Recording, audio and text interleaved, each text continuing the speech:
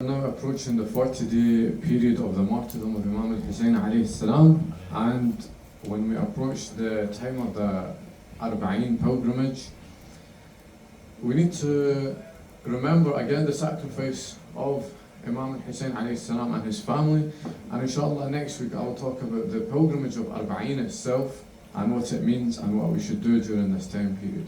But today I'll focus on one character from the Ahlul Bayt alayhi salam who I was not able to discuss properly during the first 10 nights of Muharram, and this is Abu Fadhl al-Abbas alayhi salam. And you cannot go 1 year without speaking or talking about Abu Fadhl al-Abbas and his merits and his qualities.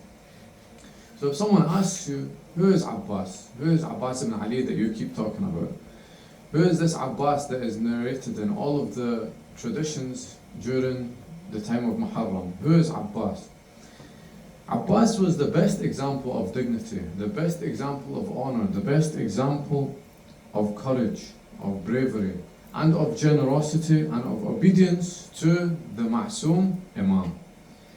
He was the standard bearer, he was the one who carried the flag for the Imam, and he was the one who gathered and collected the water for the family of the Imam. Amir al-Mu'mineen Imam Ali alayhi salam has said that my son al-Abbas learned his knowledge from me when he was a child, just like the way a bird takes food from its mother. The way that a bird takes food from its mother means that when it is growing up, it relies on its mother for everything and relies on its mother for its food and for its knowledge on how to survive in the world. When Abbas relies on his father, Amir al-Mu'mineen, to learn about how to cope in this world, he has no one better to learn from. This is the epitome of human greatness from Imam Ali alayhi salam. So we already see that this is someone who is going to set forward a great example in their lives. Abu Fadhl Abbas was always with his father, Amir al-Mu'mineen, during the 14 years that they lived together. And he participated in a few different battles, one of which was the Battle of Siffin. And there are a lot of ahadith and narrations which talk about the bravery of Abu Fadhl Abbas, not just in the Battle of Karbala, but also in the Battle of Siffin as well. The first person who came out to announce his support for Imam Hussein on the eve and of the night of Ashura was the brother of Imam Hussein. It was Abbas. And even if all of the exaggerations which are mentioned about him are ignored, it is well known and well written in our books and in history that Abu Fadhl Abbas had a very excellent character. He was a brave, tall, handsome man who wasn't afraid of anything, and he always conducted himself in the best way. This was so much so that they even gave him the name of the Moon of Bani Hashim. And this is such a fact, and there is no doubt that he was the inheritor of Imam Ali's bravery. He was the inheritor of Imam Ali's character and courage.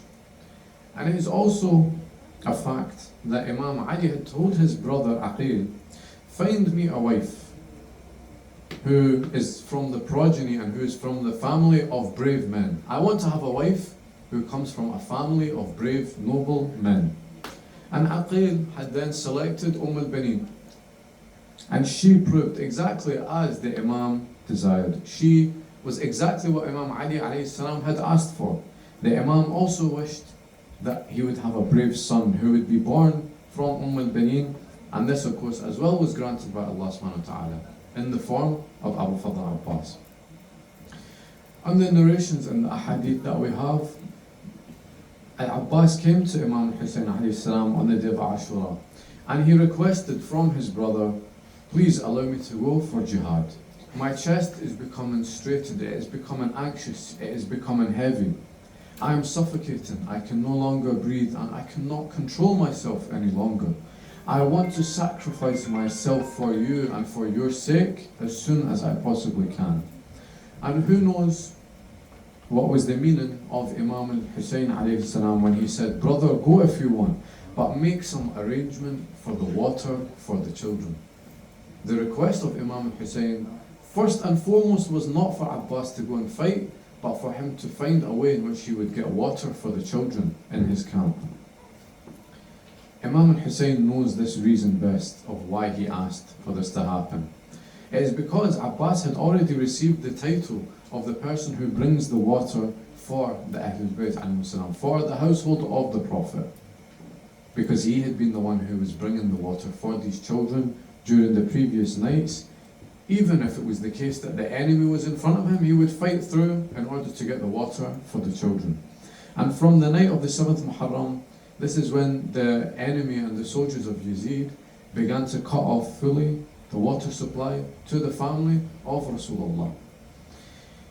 Anyway, in reply to Imam al-Hussein alayhi salam, Abu Fadhl Abbas says, this request and your command that you have told me to go and get water for the children is accepted and it is welcome.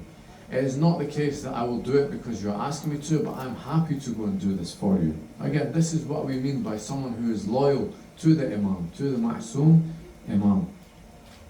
This is the example that we should always try and follow through in our lives when we think about how to be brave individuals, how to be courageous individuals, how to have humanity in our hearts, which Islam has told us about. And this is the greatest symbol of sacrifice which you can see during the Battle of Karbala.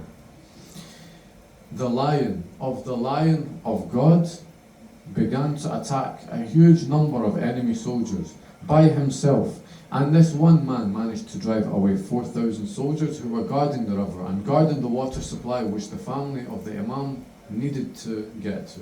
Bear in mind, the children at this time on the day of Ashura were thirsty. The children had no water. It is stated that some of the children and the women who were present in Karbala during the first 10 nights of Muharram were so quenched of thirst that their lips began to crack. You know when your lips are dry and they begin to crack? Imagine not having water for days in the burning desert sun, so much so that their lips began to bleed out of thirst. After driving away the enemy forces, Abbas entered the water. And it is mentioned in some of the books that first he filled his bag with water and hung it on his shoulder and got onto his horse. At this point in time, Abbas has also not drinking water. Just as the children in the camp are thirsty, so is Abu Fadhl Abbas. He's extremely hot. He's been fighting in the battle. He is deserving of water more than anybody else. But once he fills up his water bag, he doesn't drink from it. He goes back. He takes some water in his hand, and the enemies think that Abbas is about to drink this water. However, they then see that after some time, he throws this water back into the river, and he comes back out of the stream, out of the river, thirsty. No one understood from that enemy camp why Abbas did not have one sip of water for himself. Whilst he is thirsty, he is in the river, he has access to water, why did he not drink it? However, when he came out of the water, he began to recite the following poem. And when he recited this poem, people understood why he didn't drink anything. He says, O myself, O self of Abbas, I do not want you to remain alive after al-Hussein has passed away. Al-Hussein is preparing to drink the cup of death, and you want to drink cool water? What kind of manliness is this? What kind of love, what kind of affection is this? Isn't Imam al-Hussein alayhi salam your Imam? Aren't I the follower of Imam al-Hussein? Aren't I one of the obedient ones to al-Hussein? Wallah, neither my religion, neither my deen permits me this, nor can my loyalty bear to see that Imam al-Hussein remains thirsty whilst I drink water. The reason why Abu Fadhl Abbas did not drink that water when he was in the river, whilst he had the chance to do so, was because of the humiliation and shame he would have felt knowing that his brother, the righteous Imam, who has more of a right over him than anyone else, is lying there thirsty. When Abbas returns from the river, he changes his route. He goes a different way from the way he came originally. He had first come straight across, but he was now going through the oasis because he was carrying something very precious and very important with him. He was trying his best to take this water to the camp in any way possible, and he didn't want to risk that one of the arrows from the soldiers of Yazid would pierce the bag which held his water and it would then fall out onto the desert floor and be wasted. He was scared that the children would die of thirst if he didn't deliver this water to them. So he moves forward very carefully, and he looks out onto the horizon to make sure no arrows are coming towards him. And if they are, he tries to move out of their way. He's very careful with this, but suddenly something happens and he begins to cry out loud. And he says, Wallah, even if you have cut off my right hand, I would continue to help my religion. And I would continue to help the true Imam, who is the grandson of the pure and trustworthy Nabi. After some times, the poetry which he is reading begins to change. And he begins to say something else. He says, in order to speak to himself, he says, do not fear the kuffar, do not fear these infidels. Be happy that the mercy of Allah subhanahu wa ta'ala and the Ahlul Bayt alayhim salam is over you. What is there to worry about, even if the enemies have cut off my left hand? Because of their cowardice, because they are scared. In this war poem which Abu Fadhl al-Abbas begins to recite, he talks about how his left hand then becomes cut off. And it is written that he, Abu Fadhl al-Abbas, the person who carries the water, the person who carries the flag of Imam al-Hussein, tried in every way possible, even without a hand, to save this water from being wasted. He turned it around very carefully to the front and bent it so that if anything came to hit it first. Now, al-Banin was alive at the time of the tragedy of Karbala. However, at this point in time, she wasn't there in the battlefield. She was in Medina. And when she got the news that all 4 of her sons were martyred in Karbala, she used to go to Jannat al-Baqi and she used to cry. Not normal tears, but she used to weep. And it is said that the tears which she shed for her sons were so saddening and so remorseful that whoever used to walk past al-Banin listening to her cry used to then force themselves to cry out of sadness for what they were hearing. Even Marwan ibn Hakam, the stone-hearted enemy of the Ahlul Bayt alayhim salam, one of the Nawasib, even when he would hear al-Banin, he began to cry out of sadness for what had occurred. And she used to recite poetry when she was mourning over her sons, especially over Abbas. And she would say, is it true that after the hands of my son were cut off, then one of the oppressors hit him on the head with an iron mace, with an iron sword? She says, oh my brave lion, al-Abbas was hit with this mace, with this sword on his head. Oh my Abbas, oh my dearest one, I know that if your hands were all right, then the cowardly enemy would not have remained in front of you. If your hands were still attached to your body, then there would be none of the enemies in front of you that would be alive, because he would have slain them, he would have killed them. She says these impure enemies dared to cut your hands off and dared to strike the water because you didn't have anything in your hands to fight back with. And this is the reality of who Abu Fadhl al-Abbas was.